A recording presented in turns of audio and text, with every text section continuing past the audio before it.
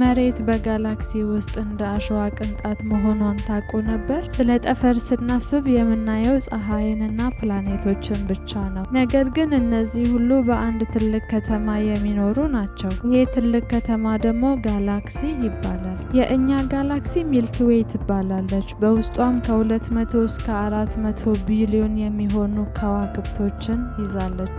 ሚልኪ ዌይ ምን ያህል ግዙፍ መሰላችሁ? በብርሃን ፍጥነት በሰከንድ 300,000 ኪሎ ሜትር እንኳን ብንጓዝ ጋላክሲያችንን ከአንድ ጫፍ እስከ ሌላኛው ጫፍ ለመሻገር 100,000 ዓመታትን ይፈጅብናል። ሌላው በጣም የሚያስገርመው ደግሞ ፀሐይ የዚህ ግዙፍ ጋላክሲ አንዲት ትንሽ ነጥብ ናት።